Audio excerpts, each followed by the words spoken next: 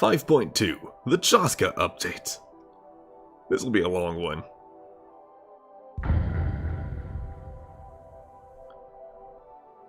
I lied.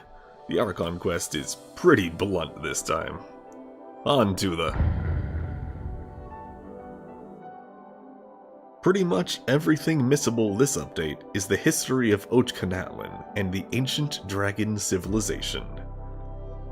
That last part is fine by me.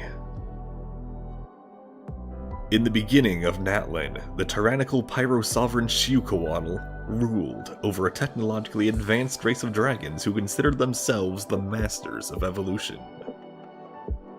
When the first Ascender, the primordial one, arrived and kicked some scaly ass, humans were introduced to Teyvat and flooded across the land. Xiuhcoatl hated humans, but his opinion was not universal.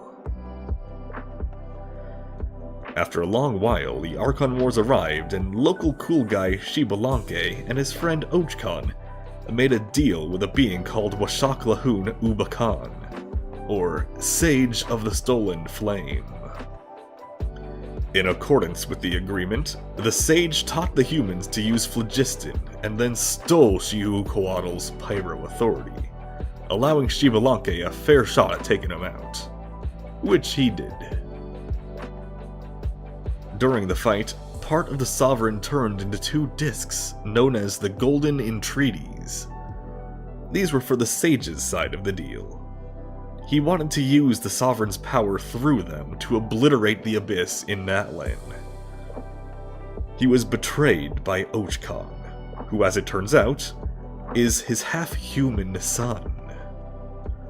Och-Kan took over the area known as Chichen Uktaka, renaming it Och-Kan and trapping the Dragon Mayor in a statue forever.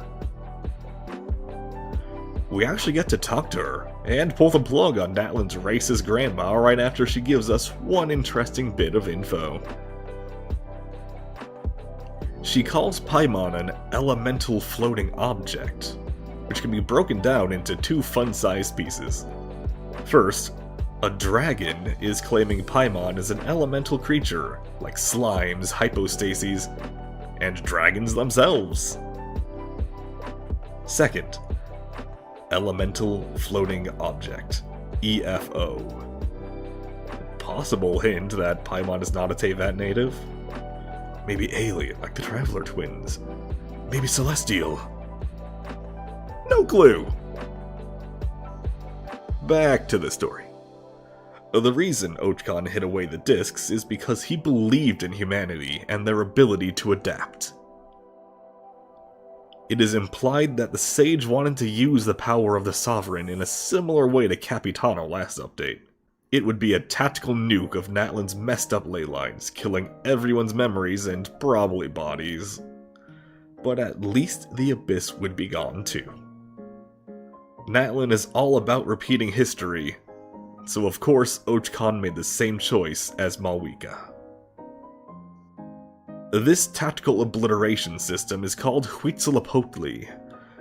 In combination with the skyship named Tonatiuh, it becomes clear that Hoyoverse will eventually run out of sun gods to name things after. Alright, here's a little something that's actually pretty missable. There's a node in Tonatiuh that proclaims Xbalanque to be the one true god, the human god. Then it disses the usurper gods and the rebellion of the Golden-Eyed. This is an interesting development in the timeline. It very heavily implies that either our twins started their revolution against Celestia before the Archon Wars, or the other Descenders look just like us.